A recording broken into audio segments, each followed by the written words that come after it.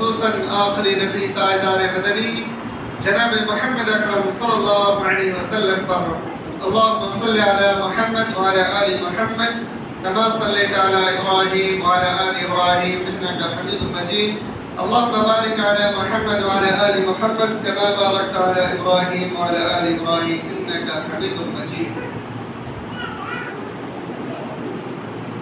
محترم سامعین کرام، حاضرین جمعہ و سامعات، معزز بزرگ و دوستوں، اللہ رب العالمین کی توفیق سے ہم اور آپ مسجد اہل حدیث میں آ کر کے اکٹھے جمع ہوئے ہیں. اللہ رب العالمین سے دعا کرتے ہیں کہ رب العالمین ہم تمام مسلم بھائیوں اور تمام بہنوں کو اذان سے قبل جتنے بھی لوگ یہاں پر پہنچے ہیں ان تمام لوگوں کو اپنے رجسٹر میں نام لکھوانے، درج کروانے اور ہمارے اعمال کو قبول کرنے کی توفیق عنایت فرمائے. آمین یا رب العالمین. محترم سامعین کرام، اللہ رب العالمین نے ہمیں اور آپ کو زندگی گزارنے کا اصول بتایا ہے کہ ہم اور آپ مسلمان ہونے کے ساتھ ساتھ جو فرائض ہیں ان پر تو عمل کریں گے ہی، لیکن ان فرائض کے علاوہ انسان کو اپنے زبان کا پکے اور سچے بھی ہونا ضروری ہے. جو انسان اپنے زبان کا پکا اور سچا نہیں ہوتا ہے وہ انسان کی عزت نہ تو دنیا کی کسی حقیر سے حقیر مخلوق کے نزدیک ہوتی ہے اور نہ تو اللہ رب العالمین کی بارگاہ میں اس کی عزت اور قدر ہوتی ہے. زمانِ جاہلیت میں کفار مکہ بھی اپنے زبان کے بڑے پکے سچے ہوتے تھے. جب وہ کسی سے کوئی عہد کرتے تو وہ اس عہد کو نہیں توڑتے تھے، الا یہ کہ شیطانیت کسی کے اندر آ جائے، لوگوں کو بہکا لے جائے. لیکن کوئی جب معاہدہ پہلے بھی ہو جاتا تھا تو وہ اپنے معاہدے پر قائم و دائم رہتے تھے. ایسا نہیں کہ ابھی ہم نے کوئی عہد کر لیا، کوئی وعدہ کر لیا اور پھر بعد میں جا کر کے اس عہد کو توڑ دیا. ایسا نہیں ہوتا تھا. اللہ رب العالمین نے خصوصاً مسلمانوں کو حکم دیا ہے اور تمام انسانیت کو یہ حکم دیا ہے کہ اپنے زبان کا پکا سچا بنے رہو. جب بھی کسی بھی انسان سے کوئی عہد کرو، کوئی وعدہ لو تو اسے نبھاؤ، اور اگر نبھا نہیں سکتے تو پھر اس عہد کو نہ لو. ایک صحابی رسول اللہ کے رسول صلی اللہ علیہ وسلم سے ایک دفعہ عہد لیتے ہیں. عہد لینے کے بعد وہ اللہ کے رسول صلی اللہ علیہ وسلم سے کہتے ہیں اللہ کے رسول میں اپنے گھر سے واپس آ رہا ہوں. آپ صلی اللہ علیہ وسلم سے جس جگہ انہوں نے عہد لیا تھا اس جگہ پر آپ صلی اللہ علیہ وسلم انتظار کرتے ہوئے 3 دن وقت گزار دیا. وہ صحابی رسول گئے اور جا کر کے بھول گئے کہ میں نے اللہ کے رسول صلی اللہ علیہ وسلم سے عہد لیا تھا ملنے. 3 دن بعد جب اسے یاد آیا دوڑے بھاگے اللہ کے رسول صلی اللہ علیہ وسلم کے پاس. جب پہنچے تو دیکھا کہ جس جگہ ہم نے اللہ کے رسول صلی اللہ علیہ وسلم سے عہد لیا تھا آپ صلی اللہ علیہ وسلم اسی جگہ پر موجود ہیں. بلکہ اس دوران جب کسی حاجت کی ضرورت ہوتی تو کسی صحابی کو اپنا نمائندہ مقرر کر کے کہتے کہ میں فلاں جگہ سے جا رہا ہوں، اگر میرا فلاں ساتھی آ جائے تو اسے کہہ دینا کہ فلاں جگہ گئے ہیں وہ ابھی آ جائے. یعنی اپنی ضروریت کے لیے صرف جایا کرتے تھے. تو یہ عہد تھا، یہ زبان کے پکے سچے تھے کہ جب بھی کسی سے عہد کرتے اللہ کے رسول صلی اللہ علیہ وسلم تو اس کو نبھاتے. اور پھر اللہ کے رسول صلی اللہ علیہ وسلم کی تعلیم یہ ہوئی کہ جب تم کسی سے جب تم کسی کے عہد کو پورا نہ کر سکو تو کسی سے عہد بھی مت لیا کرو. یہ ان سے انکار کر دو کہ میں اس عہد کو پورا نہیں کر سکتا. اس عہد کا انکار کر دیجئے کہ میں پورا نہیں کر سکتا اور اس سے عہد بھی نہ لیا کریں. اور جب عہد لے لیا کریں تو پھر آپ کے اوپر واجب آ جاتی ہے کہ آپ ہر حال میں آپ اس عہد کو پورا کریں گے. جنگ کے میدان میں اللہ کے رسول صلی اللہ علیہ وسلم سے ایک صحابی پتلے دبلے گوشت نہیں، دکھنے میں پتلا ستلا سے دبلا ایک انسان اللہ کے رسول صلی اللہ علیہ وسلم سے کہتے ہیں اللہ کے رسول میں آپ کی حفاظت کروں گا، آپ مجھے آپ کی حفاظت کی ذمہ داری دیجیے۔ اللہ کے رسول صلی اللہ علیہ وسلم اسے منع کرتے ہیں، لیکن وہ کہتے ہیں کہ نہیں، میں ہی آپ کا حفاظت کروں گا اور آپ کے سامنے کھڑا رہوں گا۔ 3 دفعہ اللہ کے رسول صلی اللہ علیہ وسلم پوچھتے ہیں کہ کون ہے جو میری حفاظت کرے گا اور میرے خیمے کے باہر وہ کھڑا رہے گا۔ وہ صحابی فوراً کھڑے ہو جاتے ہیں۔ تیسری دفعہ اللہ کے رسول اجازت تو دے دیتے ہیں اور پھر ادھر سے دشمنوں کے تیر بے شمار برسائے جاتے ہیں، سامنے سے اتنا سارا تیر چلا دیا جاتا ہے کہ سامنے ایک بھی جگہ باقی نہیں ہوتی ہے کہ تیر کو اور سامنا کر سکے۔ پھر وہ اپنے پیٹھ سے تیروں کا سامنا کرتے ہیں، حتیٰ کہ جب وہ بے ہوش ہو جاتے ہیں تو دوسرے جو چند صحابہ کرام اس بات پر مقرر تھے کہ کوئی بھی صحابی جب زخمی ہو جائے تو ان کو اٹھا کر کے لے جانا اور اس کی کفالت کرنا اور اس کو دیکھ بھال کرنا، اس کا علاج کرنا۔ بے ہوشی کی حالت میں ہے، وہ صحابہ کرام اسے اٹھا کر کے لے جاتے ہیں، پھر اسے ہوش آ جاتا ہے۔ کہتے ہیں کہ میری آخری سانس تک میں نے اللہ کے رسول صلی اللہ علیہ وسلم سے عہد لیا ہے کہ میں اپنے آخری سانس تک میں یہاں پر بیٹھ کر کے اللہ کے رسول صلی اللہ علیہ وسلم کی حفاظت کروں گا اور خیمے کے باہر کھڑا رہوں گا، لہذا آپ مجھے نہ لے جائیں۔ پھر صحابہ کرام کی اصرار پر اسے چھوڑ دیا جاتا ہے، حتیٰ کہ وہیں پر اس کی سانس نکلنے کو آ جاتی ہے، حتیٰ کہ اللہ کے رسول صلی اللہ علیہ وسلم کے پاس اسے لے جایا جاتا ہے اور کہتے ہیں اللہ کے رسول صلی اللہ علیہ وسلم اب آپ مجھ سے ایک عہد لیجئے، یہ عہد لیجئے کہ اللہ رب العالمین جب قیامت کے روز پوچھے آپ سے کہ یہ فلاں بندہ جب آپ سے عہد لیا تھا تو عہد کو پورا کیا تھا یا نہیں، اللہ کے رسول صلی اللہ علیہ وسلم وہاں پر آپ میری گواہی دے دیجئے گا کہ فلاں بندے نے یہ عہد لیا تھا اور آپ نے آخری سانس تک اس عہد کو پورا کیا۔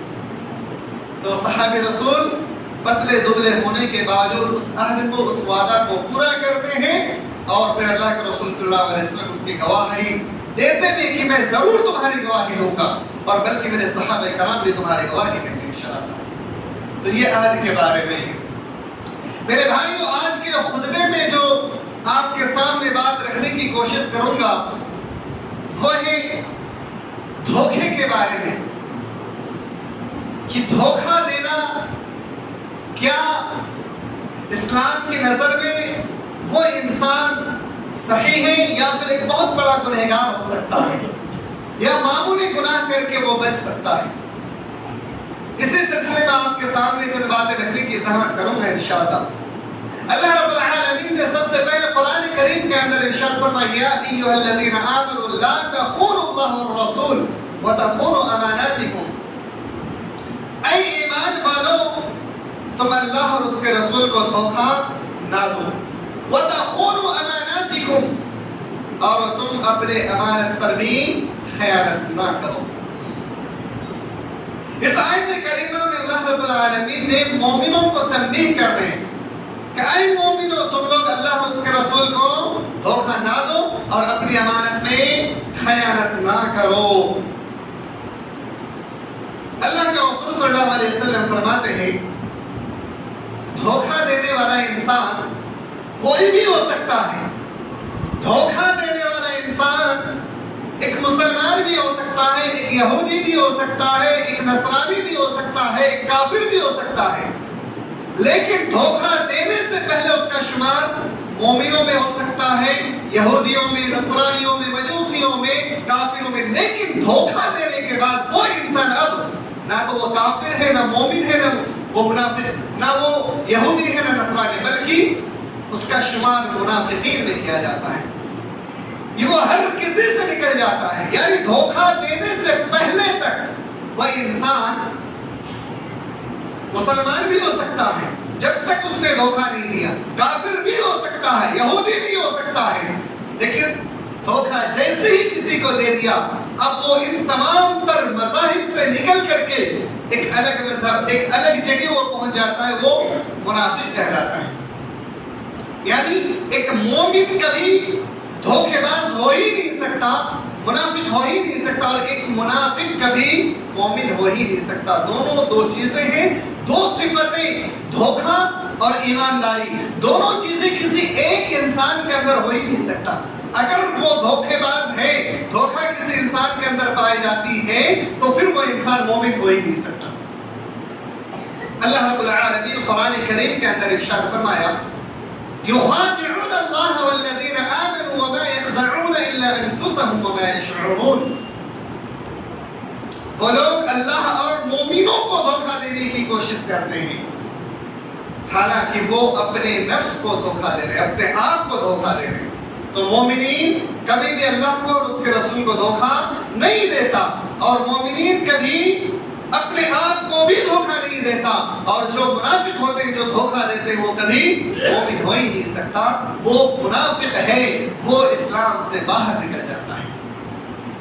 دوسرے مقامات پر اللہ رب العالمین نے ارشاد فرمایا ان المنافقین یخادعون اللہ والذین آمنوا وما یخدعون الا انفسهم وما یشعرون۔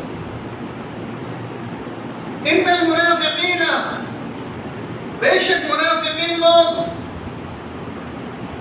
اپنے آپ کو دھوکہ دیتے ہیں، اور جب یہ لوگ ان المنافقین، یہ منافقین لوگ جب نماز میں آتے ہیں تو سستی اور کاہلی سے آتے ہیں، یعنی سستی اور کاہلی سے نماز پڑھنے والے بھی منافق ہیں، اور نمازوں میں کوتاہی کرنے والے لوگ بھی منافق ہیں۔ یہ انسان کبھی مومن ہو ہی نہیں سکتا۔ اگر مومن بننا ہے تو نمازوں میں سستی اور غفلت کو چھوڑنی ہوگی، تب جا کر کے وہ مومن ہو سکتا ہے، اور اگر نمازوں میں سستی اور غفلت ہے تو وہ انسان مومن ہو ہی نہیں سکتا، وہ منافق ہے۔ یہ نماز کے بارے میں اللہ نے تاکید فرمائی، ایک بڑا عمل ہے نماز۔ نماز میں اگر کوئی سستی اور کاہلی کرتا ہے، وقت کی پابندی نہیں کرتا ہے، جب مرضی تک پڑھ لی جب مرضی تک چھوڑ دی، تو پھر وہ انسان مومن ہو ہی نہیں سکتا، وہ پھر منافق ہے۔ اور پھر اللہ کے رسول صلی اللہ علیہ وسلم نے اپنی زبانی بیان فرمایا کہ تین قسم کے لوگ، تین صفت والے لوگ بھی منافق ہیں اور وہ مومن نہیں ہو سکتے۔ اللہ کے رسول صلی اللہ علیہ وسلم فرماتے ہیں آیت المنافق ثلاث اذا حدث كذب واذا وعد اخلف واذا اؤتمن خان۔ یہ تین صفت کے لوگ منافق ہیں اور پکے سچے منافق ہیں، اور ایسے صفت والے انسان مومن نہیں ہو سکتے۔ اذا حدث كذب، جب وہ بات کرے تو وہ انسان جھوٹ بولے، بات بات پہ جھوٹ بول دے۔ واذا وعد اخلف، جب کسی سے وعدہ کرے تو وعدہ خلافی کرے۔ واذا اؤتمن خان، جب اس کے پاس کوئی امانت رکھی جائے تو اس امانت کی خیانت کرے۔ میرے بھائیوں، مومنوں کی سب سے بڑی امانت کیا ہے؟ مومنوں کی سب سے بڑی امانت یہ ہے کہ اللہ اور اس کے رسول کے ساتھ محبت کرے۔ مومنوں کی سب سے بڑی امانت یہ ہے کہ اللہ اور اس کے رسول کی اطاعت و فرما برداری کرے۔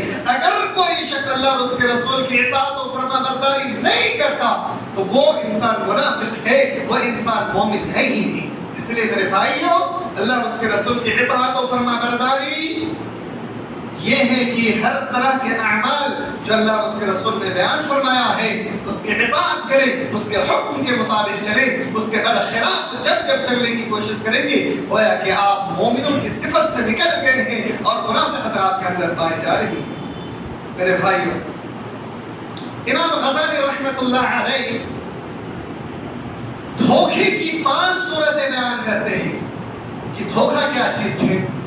امام غزالی رحمۃ اللہ علیہ بیان فرماتے ہیں کہ دھوکہ فإن الغش محرم، دھوکہ دینا حرام ہے۔ سب سے پہلی چیز دھوکہ دینا حرام ہے۔ وهو يورث الظلم في القلب، جب انسان کسی کو دھوکہ دیتا ہے تو اس کے دل میں تاریکی پیدا ہو جاتی ہے، اس کا دل پورا مکمل سیاہ ہو جاتا ہے۔ دوسری چیز وَيُسْوَدُّ بِهِ الْوَجْهِ عِنْدَ اللَّهِ تَعَالَى، جب انسان کسی کو دھوکہ دیتا ہے، فراڈ کرتا ہے، تو اللہ رب العالمین کے نزدیک اس کا چہرہ پورا کا پورا سیاہ ہو جاتا ہے۔ بظاہر آپ کے سامنے وہ انسان کتنا خوبصورت کیوں نہ ہو، لیکن اللہ کے نزدیک اس انسان سے زیادہ سیاہ اور کالا اس انسان کا چہرہ کسی کا اور ہے ہی نہیں۔ سب سے زیادہ سیاہ اس انسان کا چہرہ ہو جاتا ہے جو دھوکہ دیتا ہے۔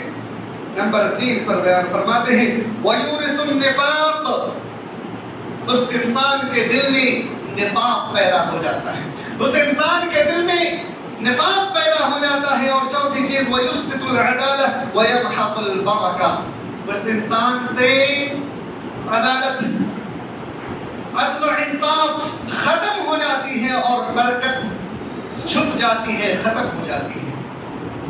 تو جب انسان کسی کو دھوکہ دیتا ہے اس کے مال سے برکتیں ختم ہو جاتی ہیں اور اس کے زندگی سے بھی برکت ختم ہو جاتی ہے، اور عدالت پر قائم و دائم رہنا بھی اس کے لیے محال ہو جاتا ہے، اور وہ عدالت سے کام نہیں لیتا ہے۔ یعنی کسی انسان کے درمیان جب وہ عدل کا معاملہ اختیار کر رہا ہو تو وہ بھی اس کے اندر سے ختم ہو جاتی ہے، وہ صفت بھی ختم ہو جاتی ہے۔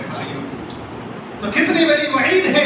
امام غزالی رحمۃ اللہ علیہ بیان فرماتے ہیں کہ یہ 5 صفتیں اس کے اندر پائی جاتی ہیں۔ سب سے پہلا تو اس کا دل سیاہ ہو جاتا ہے، اس کا چہرہ سیاہ ہو جاتا ہے، اور پھر اس کے دل میں نفاق پایا جاتا ہے، اور عدالت اس کے اندر سے ختم ہو جاتی ہے، یعنی انصاف کرنا اس کے اندر سے یہ صفت ختم ہو جاتی ہے اور برکت ختم ہو جاتی ہے۔ اسی لیے دھوکہ سے بچیں اور دھوکہ دینے سے پرہیز کریں۔ اللہ کے رسول صلی اللہ علیہ وسلم بیان فرماتے ہیں کہ جو شخص بھی کسی کو دھوکہ دے وہ ہم میں سے ہے ہی، اور جو اللہ اور اس کے رسول کا نہ ہو وہ تو کسی کا بھی نہیں۔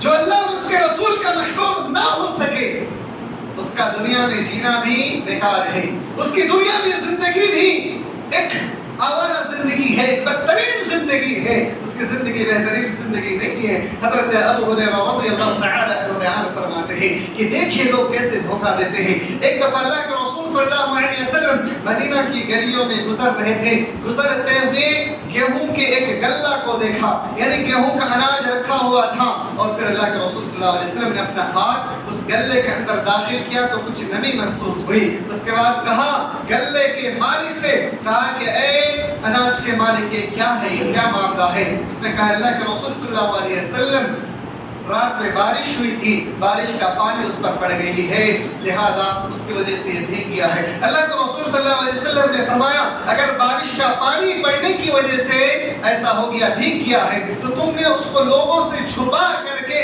اندر کیوں رکھا، اسے باہر ظاہر کر کے کیوں نہیں رکھا؟ پھر فرمایا جو شخص دھوکہ دے وہ ہم میں سے نہیں ہے۔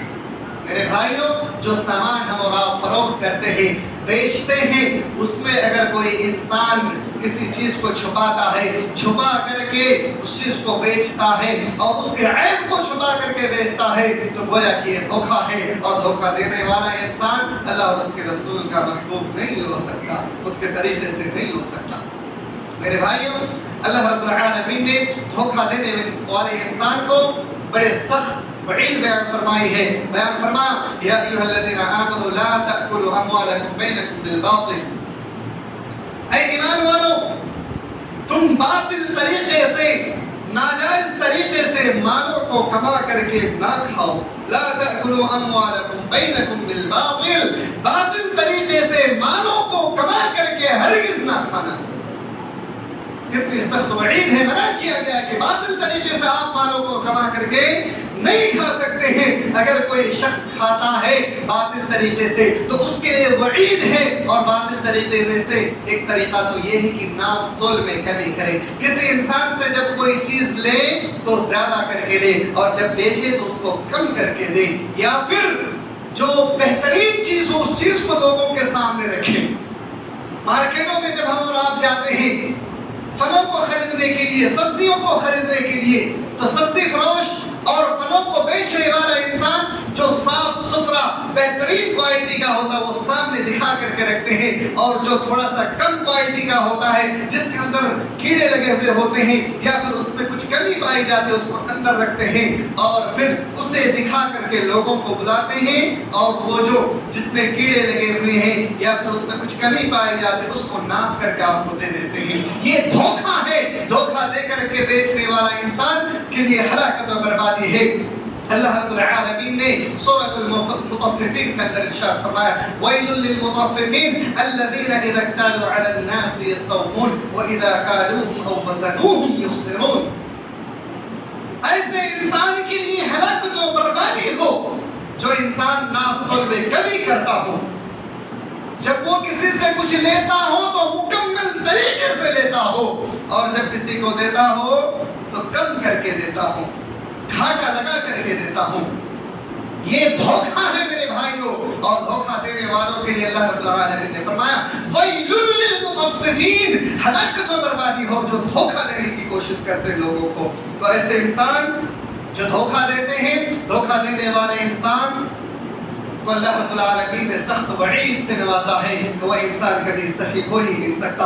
اس کے بعد ایک انسان بڑا چرب زبان ہوتا ہے، لوگوں کو اپنی میٹھی میٹھی باتوں سے بہکا کر کے اپنے قریب بلا لیتا ہے، اور سچ کو جھوٹ، جھوٹ کو سچ کر کے بھی دکھا دیتا ہے۔ اللہ کے رسول صلی اللہ علیہ وسلم بیان فرماتے ہیں اے میری قوم والو سن لو، تم میں سے بہت سارے لوگ ایسے ہیں جو اپنے معاملات کو میرے پاس لے کر کے آتے ہو، تم اپنے معاملات کو میرے پاس لے کر کے آتے ہو، لانے کے بعد تم میں سے ایک انسان جو چرب زبان ہوتا ہے اور اپنی باتوں کو سامنے اچھے انداز میں رکھ کر کے لوگوں کو اپنی بات سمجھا لے جاتا ہے، لیکن دوسرا انسان اپنی بات کو سمجھا نہیں پاتا ہے۔ یاد رکھو، اگر میں تم دونوں کے درمیان میں غلط فیصلہ دے دوں تو یاد رکھنا، اگر تم غلط ہو تو اپنے حق میں کبھی بھی فیصلہ نہ لینا، کیونکہ اگر میں تمہارے حق میں وہ فیصلہ دے دیا تو تم گویا کہ جہنم کا ایک ٹکڑا اپنے ساتھ میں لے کر کے جا رہے ہو۔ اللہ کے رسول صلی اللہ علیہ وسلم بیان فرماتے ہیں چرب زبان والے لوگوں کے لیے میرے بھائیوں،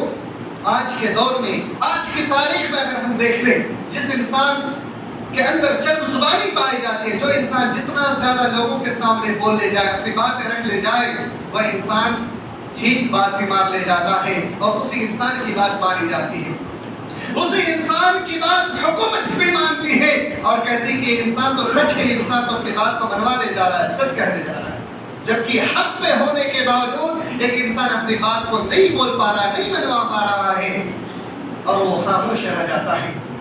میرے بھائیوں، جھوٹی بات کو سچ دکھا کر کے اپنے حق میں فیصلہ لینے والا انسان جہنم کا ایک ٹکڑا اپنے ساتھ میں لے جا رہا ہوتا ہے۔ وہ انسان جنتی ہو ہی نہیں سکتا، وہ جہنمی ہے انسان۔ میرے بھائیوں، اس لیے ایسی دھوکے داری اور چرب زبانی سے بچنے کی کوشش کریں۔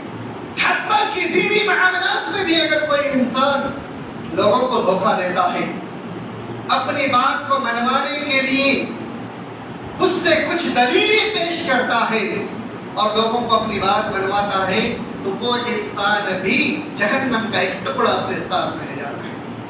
میرے بھائیوں، قرآن و حدیث کی بہت ساری ایسی باتیں ہیں جس کو سمجھنے کے لیے سلف صالحین کا طریقہ اختیار کرنا واجب ہے۔ اگر اس کا طریقہ ہم اختیار نہیں کرتے ہیں تو اس آیت کا اور اس حدیث کا مفہوم، اس کا معنی، اس کا مطلب ہم صحیح طریقے سے سمجھ ہی نہیں سکتے جو طریقہ اللہ اور اس کے رسول نے ہمیں اور آپ کو سکھلایا ہے۔ قرآن کی بہت ساری ایسی آیتیں ہیں، بہت ساری آیتیں مبینات ہیں، بہت ساری حدیث ایسی ہیں جس کو سمجھنے کے لیے ایک عالم کی اور جو حق بات بتا ہے اس کی ضرورت ہے، اس کے بغیر آپ نہیں سمجھ سکتے ہیں۔ آج کے اس پرفتن دور میں میرے بھائیوں، بہت سارے ایسے فتنے بھی ہیں جو قرآن کے معنی و مفہوم کو اپنے انداز میں بیان کرتے ہیں اور کہتے ہیں دیکھو صاف صاف انداز میں اللہ نے بیان کیا، صاف انداز میں اللہ کے رسول صلی اللہ علیہ وسلم نے بیان فرمایا۔ یہ حوالہ دے کر کے لوگوں کو بہکاتے ہیں اور پھر صحیح راستے سے ہٹا کر کے بھولے بھالے انسان کو غلط راستے پر لے کر کے چلے جاتے ہیں۔ کچھ ایسا ہی طریقہ تھا یہودیوں کا، کچھ ایسا ہی طریقہ تھا عیسائیوں کا۔ جب اللہ رب العالمین نے ان کو شریعت دی، تورات جیسی کتابیں دی، نبی کے خاتمے ہونے کے بعد، نبی کے گزر جانے کے بعد ان کے علماء نے تورات کے اندر جو حکم تھا سامنے والے کو دیکھ کر کے اس پر ہاتھ رکھتے یا ہاتھ ہٹا کر کے فیصلہ دیا کرتے تھے۔ حضرت عبداللہ بن عمر رضی اللہ تعالی عنہما بیان فرماتے ہیں جب یہودی اللہ کے رسول صلی اللہ علیہ وسلم کی خدمت میں حاضر ہوتے ہیں، ان کے پاس ایک زناکار مرد اور ایک عورت کا معاملہ پیش آتا ہے۔ اس کے فیصلے کے اللہ کے رسول صلی اللہ علیہ وسلم کے پاس آتے ہیں، کہتے ہیں اللہ کے رسول ان دونوں کے درمیان آپ فیصلہ کر دیں. ان لوگوں نے بڑی حرکت کی ہے، بہت بڑا گناہ کر دیا ہے. اللہ کے رسول صلی اللہ علیہ وسلم فرماتے ہیں کہ تورات کے اندر کیا حکم ہے. ان لوگوں نے کہا کہ تورات کے اندر یہ حکم ہے کہ اگر کوئی شخص ایسی حرکت کرے تو اس کو سماج و معاشرے میں ذلیل کیا جائے اور اسے کوڑے لگوائے جائے. حضرت عبداللہ بن سلام رضی اللہ تعالی عنہ جو کہ یہودیوں کے بھی بہت بڑے عالم تھے، بعد میں اسلام قبول کرنے کے بعد اسلام کے بھی ایک بہت بڑے عالم بنے.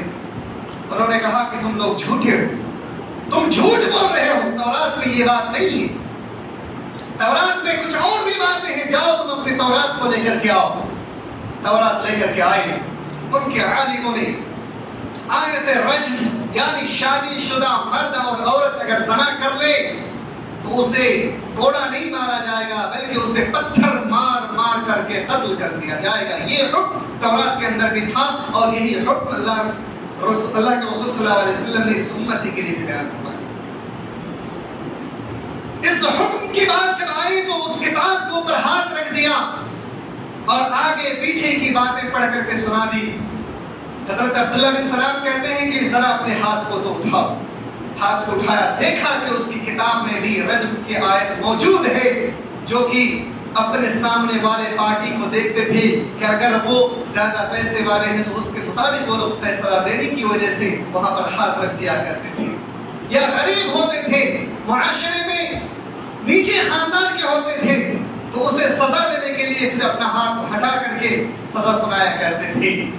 عبداللہ بن سلام نے کہا ہاتھ ہٹاؤ. ہاتھ اٹھایا، آیت رجم پر نظر پڑی، کہا دیکھو تمہاری کتاب میں بھی رجم کی بات ہے. اللہ کے رسول صلی اللہ علیہ وسلم نے فرمایا کہ جاؤ اسے رجم کر دو. یہ یہودیوں کا عمل تھا، عیسائیوں کا بھی عمل تھا، جس کے وجہ سے وہ لوگ ذلیل و رسوا ہوئے کیونکہ قرآن کریم اپنی کتاب کی وہ لوگ انحراف کیے اور جو حکم اللہ نے دیا تھا اس حکم کی تعمیل نہ کرتے ہوئے اس حکم کی نافرمانی کی، جس کی وجہ سے اللہ نے دنیا اور آخرت میں اسے ذلیل و رسوا کیا. کچھ ایسا ہی معاملہ اس آخری امت کے لیے بھی. قرآن کریم کی بہت ساری آیتیں اور بہت ساری احادیث مبارکہ بظاہر ہمیں دکھنے میں ایسا لگتا ہے کہ دونوں میں الگ الگ باتیں کہی گئی ہیں، دونوں میں ٹکراؤ ہے. اللہ رب العالمین قرآن کریم میں کچھ اور کہہ رہا ہے، حدیث میں کچھ اور کہہ رہا ہے. جو لوگ عام الفاظ میں سمجھنے کی کوشش کرتے ہیں، اپنی ذہنیت سے سمجھنے کی کوشش کرتے ہیں، ان کے نزدیک یہ معنی اور مفہوم ہے. لیکن جو سلف صالحین کے بتائے ہوئے طریقے پر عمل کرتے ہیں اور سمجھتے ہیں، جو صحابہ کرام کے طریقے پر سمجھتے ہیں، ان کے لیے پھر یہ فرق نہیں آتا ہے اور انہی چیزوں کو لوگوں کے سامنے رکھ کر کے دوسری حدیثوں کو، دوسری آیتوں کو چھوڑ کر کے لوگوں کو بہکاتے ہیں کہ دیکھیے اگر ہم اس آیت پر عمل کرتے ہیں تو گویا کہ دوسری آیت پر ہم منکر ہو جاتے ہیں. اس طریقے سے لوگوں کو بہکانے کی کوشش کرتے ہیں، جبکہ بہت سارے معاملات کو اللہ رب العالمین نے دو دو تین تین آیتوں میں مل کر کے اس واقعوں کو بیان کیا، اس مسائل کو بیان کیا. ایک حدیث نہیں، دو دو تین تین حدیثوں سے مل کر کے کئی سارے مسائل کو اللہ کے رسول صلی اللہ علیہ وسلم نے بیان فرمایا ہے. تو یہ مسائل کو سمجھنے کے لیے اور دینی شریعت کو سمجھنے کے لیے، دین کے احکام کو سمجھنے کے لیے بسا اوقات قرآن کی کئی آیتوں کو سامنے رکھنا پڑتا ہے اور پھر صحیح راستے پر ہم پہنچتے ہیں اور صحیح فتوے پر پہنچتے ہیں. اور اسی طریقے سے حدیث کا بھی معاملہ ہے. کئی ساری حدیثوں کو جب ہم سامنے رکھتے ہیں اور پھر اس کا جائزہ لیتے ہیں تو صحیح مسلک اور صحیح دین ہمیں سمجھ میں آتی ہے. اور ایک ہی حدیث کی بات جب سامنے آتی ہے تو بس اوقات ہمیں ان باتوں کو سمجھ میں نہیں آتا ہے. اس لیے میرے بھائیوں، اس طریقے کی ذہنیت رکھ کر کے لوگوں کو جو بہکایا جا رہا ہے، میرے بھائی ان کے بہکاوے میں نہ آئے، کیونکہ وہ لوگ قرآن اور حدیث کا ہی حوالہ دے کر کے امت مسلمہ کے بعض عام انسانوں کو، بھولے بھالے سادہ انسان کو بہکا کر کے شریعت سے ہٹا کر کے گمراہی کے راستے میں لے جانے کی کوشش کرتے ہیں. اس لیے میرے بھائیوں، دھوکہ دہی کی ایک بہت بڑی صورت جو قرآن و سنت کی باتوں کو لوگوں کو غلط انداز میں بیان کر کے بتایا جا رہا ہے، یہ بہت بڑی صورت آج کے معاشرے میں ہو چکی ہے. تو یہ صورتیں ہیں جن کے ذریعے سے لوگ غلط راستے پر جا رہے ہیں اور یہ دھوکہ دہی کی صورتیں ہیں. اور ایسی صورت کو اختیار کرنے والا انسان جہنمی ہے اور ایسے راستے کو اختیار کرنے والا انسان اللہ اللہ اس کے رسول کے مخالف ہیں، اس کا دشمن ہے۔ اس لیے میرے بھائیوں، ہر طرح کے معاملات میں، ہر طرح کے دینی و دنیاوی معاملات میں اللہ اور اس کے رسول کے راستے کو اختیار کرنے کی کوشش کیجیے، دھوکہ سے پرہیز کرنے کی کوشش کیجیے، اور دھوکہ سے کیسے اجتناب کیا جائے اور صحیح راستے پہ کیسے چلا جائے، انشاءاللہ آئندہ درس خطبے میں بیان کرنے کی کوشش کریں گے انشاءاللہ۔ اللہ رب العالمین سے دعا ہے کہ الہ العالمین ہم تمام امت مسلمہ کو جب تک باحیات رکھ تب تک صراط مستقیم پر چلنے کی توفیق دے۔ الہ العالمین ہمیں ہر حال میں دھوکہ، فراڈ اور ان جیسے خطرناک مہلک بیماریوں سے بھی محفوظ رہنے کی توفیق عنایت فرما۔ الہ العالمین ہمیں ہر طرح کے فریب اور مکاری اور ڈاکہ زنی اور غلط راستوں سے بچنے کی توفیق عنایت فرما۔ آمین یا رب العالمین، وآخر دعوانا ان الحمد للہ رب العالمین۔